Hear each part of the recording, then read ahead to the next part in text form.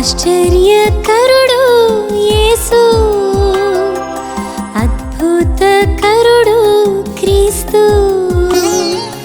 ఆశ్చర్యకరుడు యేసు, అద్భుతకరుడు క్రీస్తు.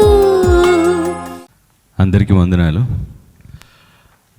దేవుడు నా జీవితంలో చేసిన మేళ్ళకి ఈ సాక్ష్యం నేను పంచుకోవాలనుకుంటున్నాను. లాస్ట్ 2 days బ్యాక్ నేను ఆఫీస్లో ఉన్నప్పుడు నా దగ్గరకు ఒక కస్టమర్ వచ్చారు. ఆయనది రెగ్యులర్గా ఒక ప్రాబ్లం వస్తుంది, ఆయిల్ లీకేజ్ అనేసి చెప్పారు. సరే అనేసి జనరల్గా వెహికల్ని లిఫ్ట్ మీదకి లిఫ్ట్ చేయమని చెప్పాము. స్కార్పియో అది. వెహికల్ లిఫ్ట్ మీదకి లిఫ్ట్ చేశారు. చేశాక బండి కిందకి వెళ్ళి చూసేసరికి చాలా హైట్లో ఉంది. అయితే టెక్నీషియన్ చెప్పాను కొంచెం కిందకి దించమని చెప్పాను, ఎందుకంటే టార్చ్ వేసి చూద్దామనేసి. అంతలో కాల్ వచ్చింది నాకు.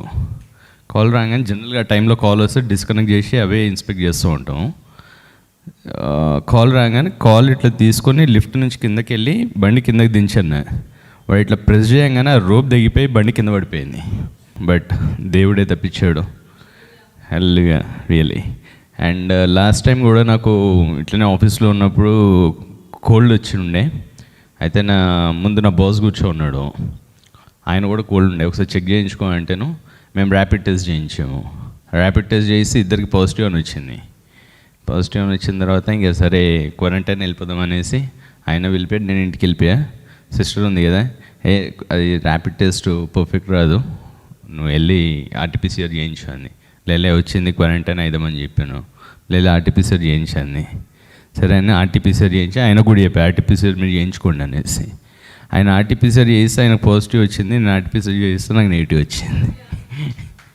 సో దేవుడు నిత్యం మన జీవితాల్లో పక్క నుండి కాపాడుతున్నారు. దేవుడికి సాక్ష్యము, దేవుడి సన్నిధిలో మేము. దేవుడు ఏం వాగ్దానం చేశాడు మీకు?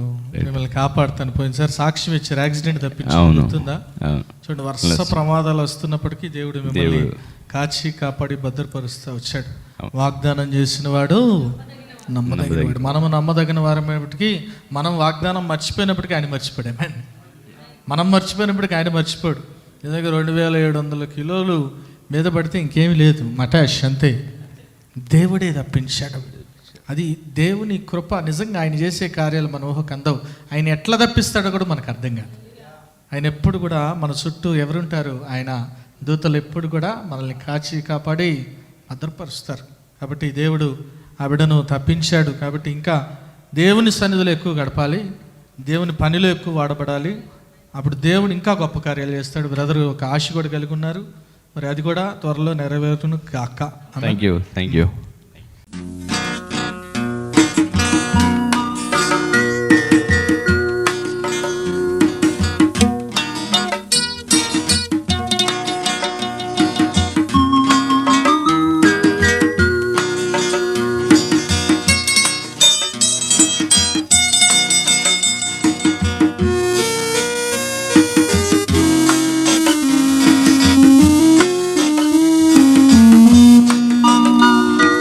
సిలువ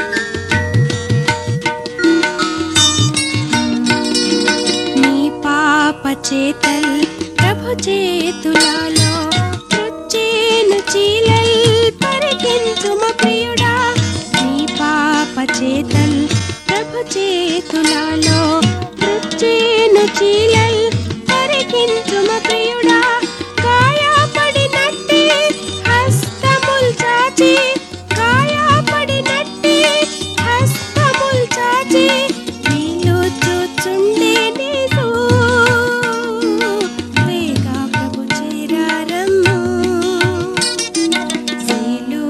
దృష్టించుమా యేసుని ఘన ప్రేమను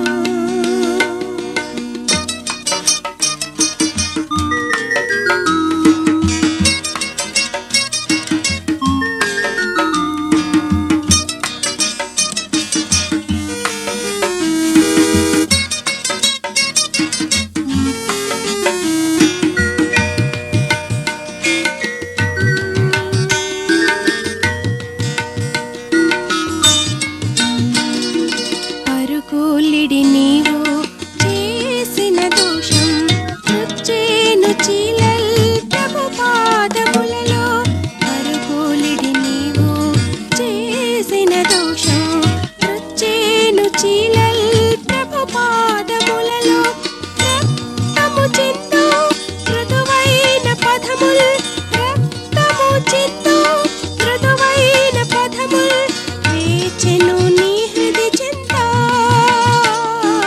హృది తెరచి ఆహ్వానించు సిలువన్ దృష్టించుమా యేసుని ఘన ప్రేమను.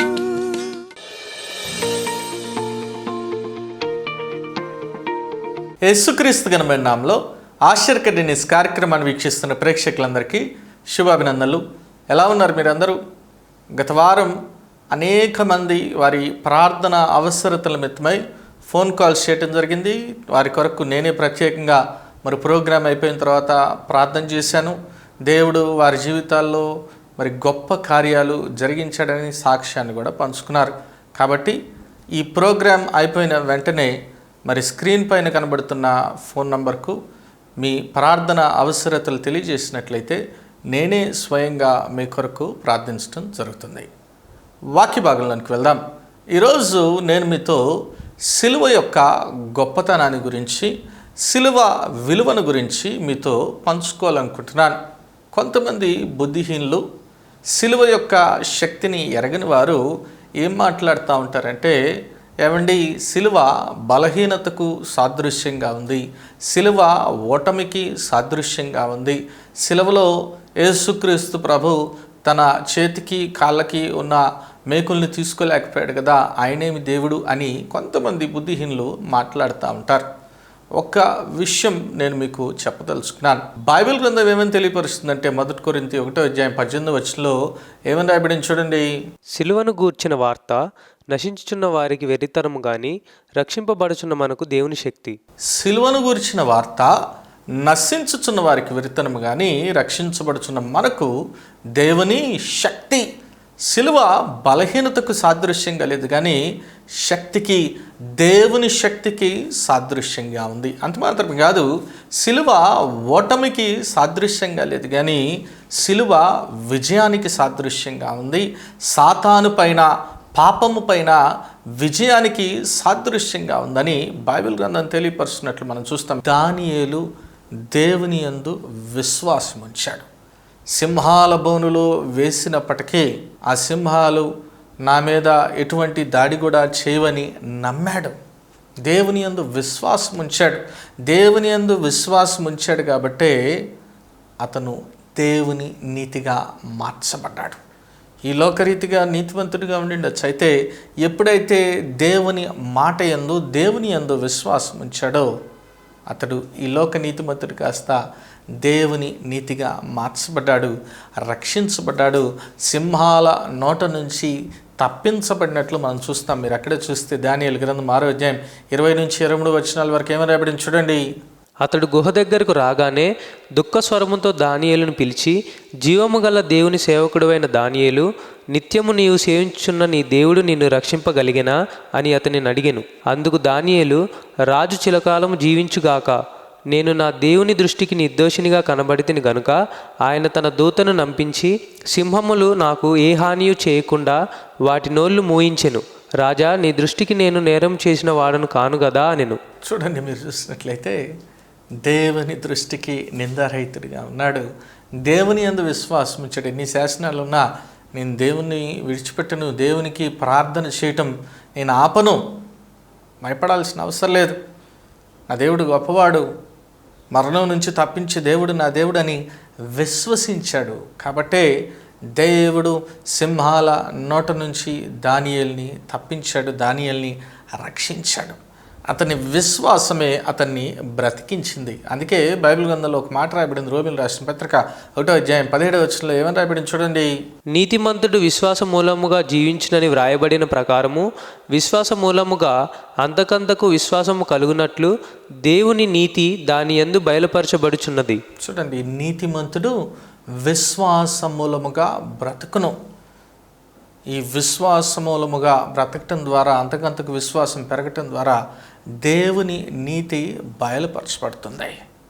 ఈరోజు నీ జీవితంలో కష్టాలు వస్తున్నాయేమో, శ్రమలు వస్తున్నాయేమో, బాధలు వస్తున్నాయేమో, ఇబ్బందులు వస్తున్నాయేమో. నీవు ఎట్లా బ్రతకాలి? మనిషి బ్రతకాలంటే ఏం కావాలి? ఊపిరి కావాలి కదా. సెకండ్ ఫేజ్ కరోనాలో ఎంతోమంది ఆక్సిజన్ అందక చచ్చిపోయారు. 2-3 నిమిషాలు నీ ముక్కును అట్లే బిగబెట్టి పట్టుకో, చచ్చిపోతావు. ఊపిరి కావాలి. అదే రీతిగా నీతిమంతుని బతికించేది ఏంటంటే అతని విశ్వాసమే. ఈరోజు నువ్వెప్పుడైతే దేవుని యందు విశ్వాసం ఉంచుతావో నీవు దేవుని నీతిగా మార్చబడతావు. నోవా దేవుని నీతిగా మార్చబడ్డాడు. దానియేలు దేవుని నీతిగా మార్చబడ్డాడు. అయితే దేవుడు చెప్తున్నాడు కదా, యూదా రాజ్యం గురించి తీర్పు తీరుస్తా. ఒకవేళ దానియేలు అక్కడ ఉన్నప్పటికీ దానియేలు నీతిని బట్టి తను తాను రక్షించుకుంటాడు, కానీ ఈ రాజ్యాన్ని రక్షించలేడు, కుమారులు కానీ కుమార్తెలు కానీ రక్షించలేడు అని బయలుపరిచినట్లు మనం చూస్తాం. అంత మాత్రం కాదు, 3వ వ్యక్తిని గురించి కూడా దేవుడు అక్కడ తెలియపరిచినట్లు మనం చూస్తాం. ఎవరా వ్యక్తి? యోబుని గురించి దేవుడు మాట్లాడుతూ ఉన్నాడు. యోబు ఎటువంటి వ్యక్తి? మీరు చూసినట్లయితే బైబిల్ గ్రంథంలో యోబు గ్రంథము 1వ అధ్యాయం 1వ వచనంలో ఏమని రాయబడింది చూడండి. ఊజు దేశమునందు యోబు అను ఒక మనుష్యుడుండెను. అతడు యథార్థవర్తనుడును న్యాయవంతుడునై దేవుడి యందు భయభక్తులు కలిగి చెడుతనమును విసర్జించినవాడు. చూడండి, మీరు చూసినట్లయితే యోబు ఎటువంటి వ్యక్తి అంట? యథార్థవంతుడు, న్యాయవంతుడు, నీతిమంతుడు, దేవుని యందు భయభక్తులు కలిగిన వ్యక్తి.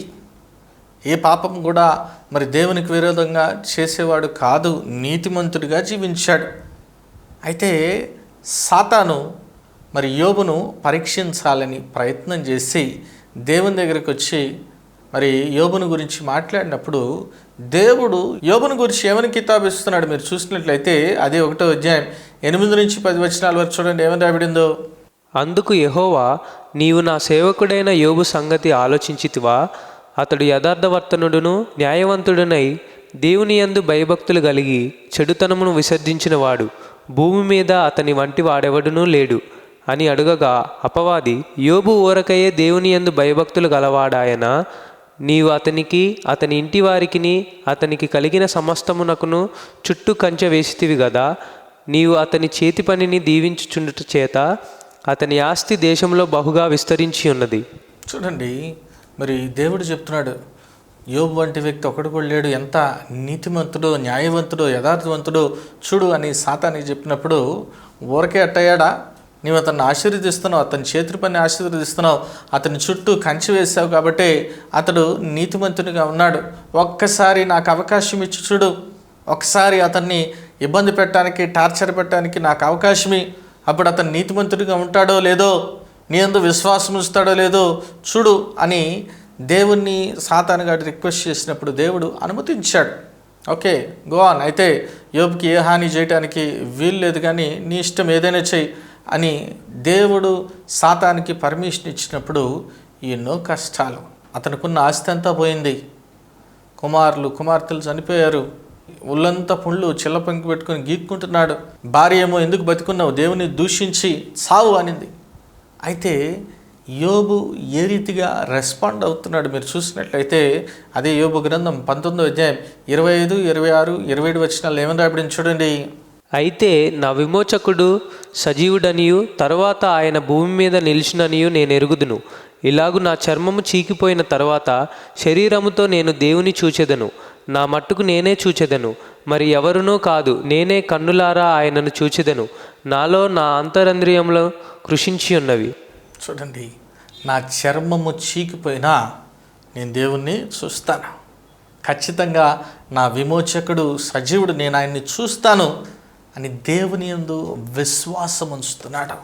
దేవునికి విరోధంగా మాట్లాడట్లేదు, దేవుని దూషించట్లేదు. దేవుని యందు విశ్వాసం ఉంచడం ద్వారా నీతిమంతుడిగా ఉన్న యోబు కాస్త దేవుని నీతిగా మార్చబడ్డాడు. ఏదేమైనప్పటికీ నో ప్రాబ్లం, నా దేవుని నేను చూస్తా, one day I'm gonna see him. ఎంత గొప్ప విశ్వాసము చూడండి. ఈరోజు నీలో అటువంటి విశ్వాసం ఉందా? నీవు ఈ లోకరీతిగా నీతిగా జీవిస్తే మంచిదే, అయితే నీవు దేవుని నీతిగా మార్చబడాలి. నీ కష్ట సమయంలో, క్లిష్ట సమయాల్లో, నీ బాధల్లో, ఇబ్బందుల్లో నీవు దేవునికి విరోధంగా మాట్లాడకూడదు, దేవుని దూషించకూడదు, కానీ అమితమైన విశ్వాసాన్ని దేవుని పట్ల కనపరచాలి. నీవు ఆ రీతిగా కనపరుస్తున్నావా? దేవుని మాట యందు, దేవుని వాగ్దానం యందు విశ్వాసం ఉంచుతున్నావా? యోబు దేవుని యందు విశ్వాసం ఉంచాడు. నేను ఖచ్చితంగా దేవుణ్ణి చూస్తా అన్నాడు కాబట్టి అతడు దేవుని నీతిగా మార్చబడ్డాడు. అతని విశ్వాసాన్ని బట్టి దేవుడు ఏం చేశాడు చూడండి. మీరు చూస్తే యోబు గ్రంథం 42వ అధ్యాయం 8వ వచనం ఏమని రాయబడింది చూడండి. కాబట్టి 7 ఎడ్లను 7 పొట్టేళ్లను మీరు తీసుకొని నా సేవకుడైన యోబునొద్దకు పోయి మీ నిమిత్తము దహన బలి అర్పింపవలెను. అప్పుడు నా సేవకుడైన యోబు మీ నిమిత్తము ప్రార్థన చేయును. మీ అవివేకమును బట్టి మిమ్మల్ని శిక్షింపక ఉండునట్లు నేను అతనికి మాత్రము అంగీకరించదను.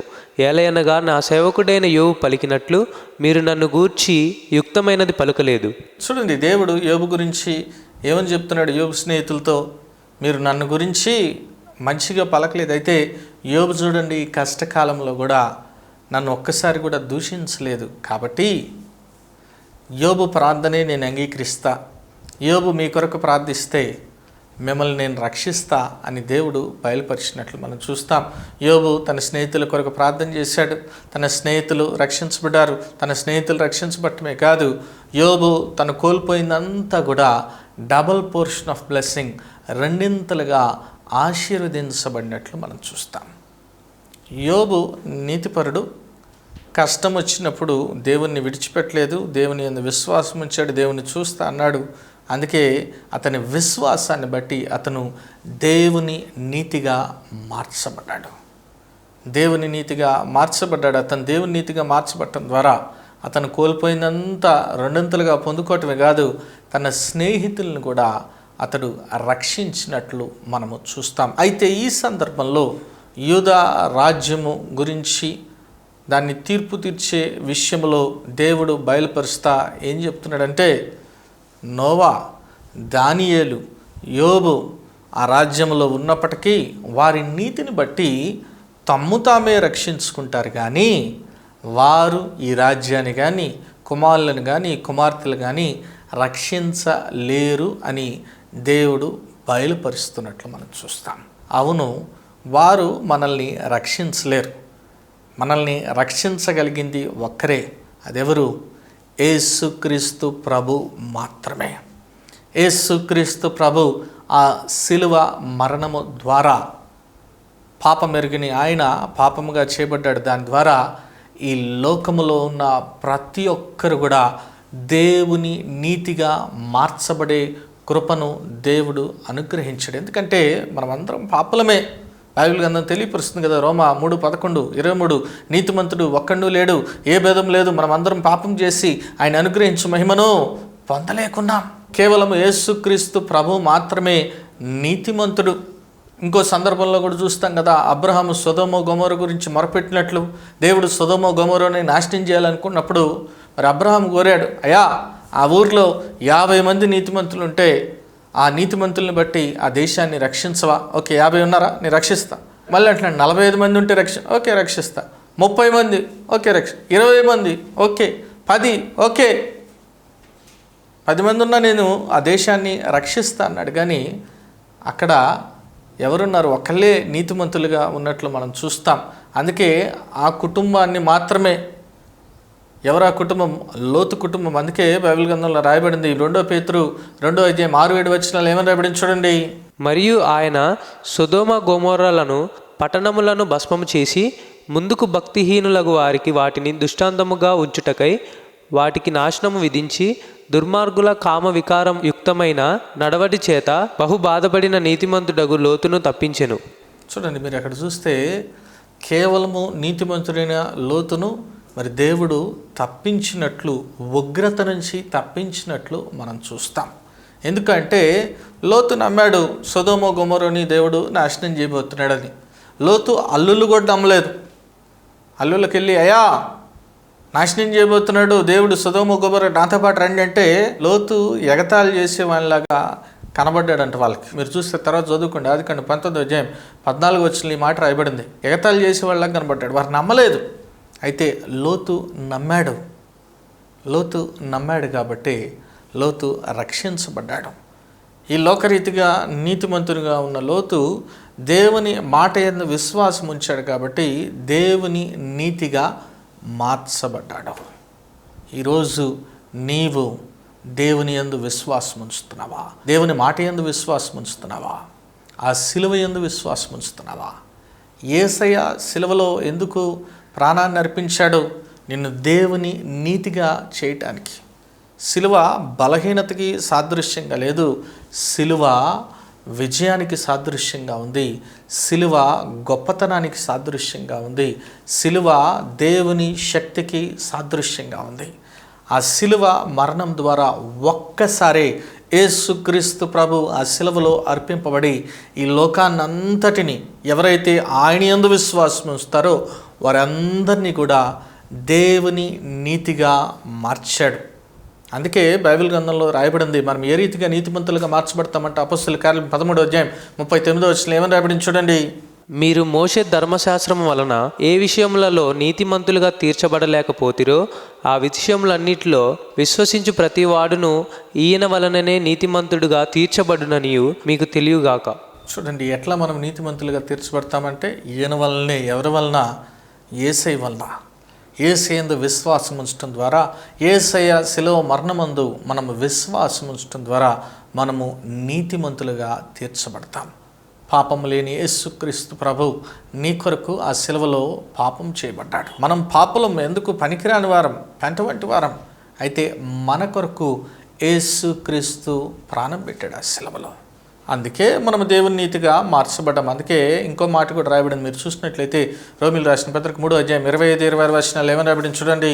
పూర్వము చేయబడిన పాపములను దేవుడు తన ఓరిమి వలన ఉపేక్షించినందున ఆయన తన నీతిని కనపరచవలనని క్రీస్తు యేసు రక్తమందరి విశ్వాసము ద్వారా ఆయనను కరుణాధారముగా బయలుపరచెను. దేవుడు ఇప్పటి కాలమందు తన నీతిని కనపరచు నిమిత్తము తాను నీతిమంతుడును యేసునందు విశ్వాసము గల వానిని నీతిమంతునిగా తీర్చువాడినై యుండుటకు ఆయన అలాగు చేసెను. చూడండి, క్రీస్తు రక్తమందు మనం విశ్వాసం ఉంచడం ద్వారా మనము నీతిమంతులుగా మార్చబడతాం, దేవుని నీతిగా మార్చబడతాం. ఏ పాపము లేని యేసుక్రీస్తు ప్రభువు నీ కొరకు ఆ శిలువలో ఎన్నో బాధలు, ఎన్నో కష్టాలను అనుభవించాడు. పిడుగుద్దులు గుద్దారు, చెంపదెబ్బలు కొట్టారు, కొరడ దెబ్బలు కొట్టారు, తల మీద ముళ్ళ కిరీటం ఉంచబడింది, చేతులు కాళ్ళల్లో చీలలు గుచ్చబడ్డాయి, పక్కలో బల్లెపోటు, రక్తము ఏరులై పారింది. అయినప్పటికీ అవన్నీ కూడా యేసయ్య సంతోషంగా సహించాడు. దేని కొరకు?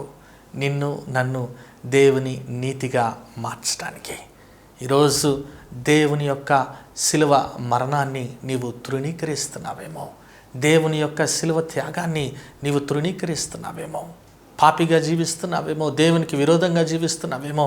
ఒకటి గుర్తుపెట్టుకో, నోవా నీతి మనల్ని రక్షించలేదు, దానియేలు నీతి మనల్ని రక్షించలేదు, యోబు నీతి మనల్ని రక్షించలేదు. కేవలము యేసుక్రీస్తు ప్రభు యొక్క రక్తమందు, ఆయన శిలువ యందు విశ్వాసం ఉంచడం ద్వారానే మనము రక్షించబడతాం. ఈరోజు నీవు యేసయ్యని ప్రాధేయపడు, ప్రభా నేను పాపిని ప్రభా, నీకు విరోధంగా నేను నడుచుకున్నాను నాయన, నీవే నీతిమంతుడివే, నా పాపాల నిమిత్తమే ఆ శిలువలో వెలచెల్లించావు కదా ప్రభా. నాయన నీ శిలువ మరణమందు నేను విశ్వాసం వస్తున్నా, నీ పునరుత్థాన శక్తి యందు నేను విశ్వాసం వస్తున్నా, నన్ను క్షమించు ప్రభా, నా పాపాలని క్షమించు నాయన అని నువ్వు ఎప్పుడైతే యేసయ్య పాదాల చెంతకు వస్తావో, యేసయ్యను ప్రాధేయపడతావో, ఆయన నిన్ను క్షమించి దేవుని నీతిగా మారుస్తాడు. నీకు పరలోక భాగ్యాన్ని, నిత్యజీవ భాగ్యాన్ని అనుగ్రహిస్తాడు. దేవుడు అట్టి కృపను మనందరికీ దయచేయును గాక. ప్రార్థన చేసుకుందాం. నాయన స్తోత్రం ప్రభా, పరిశుద్ధుడ, ప్రేంగల తండ్రి, దయగల దేవ, నీకే వందనాలు ప్రభా. వాక్యం ద్వారా నాయన మీరు మాట్లాడిన విధానానికే నీకే వందనాలు ప్రభా. అవును తండ్రి, పాపం ఎరుగని మీరు నాయన మా కొరకు పాపముగా చేయబడ్డారు. ఎందుకు? మమ్మల్ని దేవుని నీతిగా చేయటానికి ప్రభా.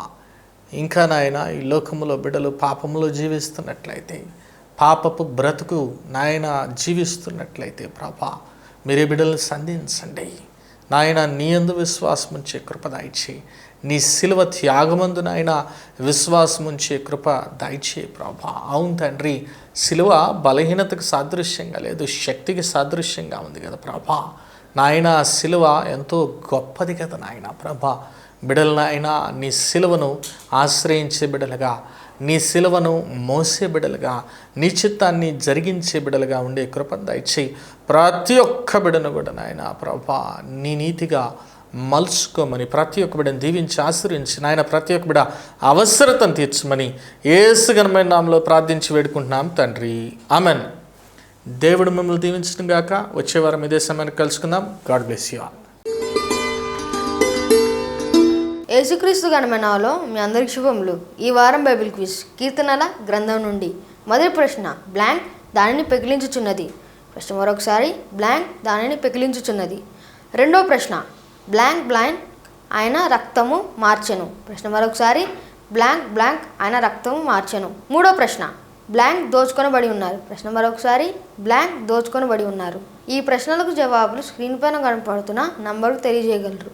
విజేతకి బహుమతి అందజేయబడింది. గత వారం బైబిల్ క్విజ్ ప్రశ్నలకు సమాధానాలు. మొదటి ప్రశ్నకు జవాబు కత్తులున్నవి, కీర్తనలు 59:7. రెండో ప్రశ్నకు జవాబు దేవుని బట్టి, కీర్తనలు 63:11. మూడో ప్రశ్నకు జవాబు చల్లార్చువాడు, కీర్తనలు 65:7. ఈ వారం బైబిల్ క్విజ్ విజేత ఎలిజబెత్ రాణి గారు ఫ్రమ్ మహబూబ్ నగర్. ముఖ్య గమనిక, ఎల్ షదాయ్ చర్చ్ హైదరాబాద్ ఆరాధన జరుగు స్థలం మరియు సమయం మార్చటం జరిగింది. గమనించగలరు. ఎల్ షదాయ్ చర్చ్ హైదరాబాద్ ఆరాధన జరుగు స్థలం ఆరాధన prayer hall, flat number 306, 3rd floor, Eden square, Vasavi mall, above spar hyper market, beside Apollo hospital, Secunderabad. ఆరాధన జరుగు సమయం ప్రతి ఆదివారం ఉదయం 9:30 గంటల నుండి 12 గంటల వరకు. Come and be blessed. మీ ప్రార్థనా అవసరతలకై మరియు ఈ ప్రోగ్రామ్ ని స్పాన్సర్ చేయదలిచిన వారు ఈ ఫోన్ నంబర్లకు కాల్ చేయగలరు. 924-676-4334, 7799-809191.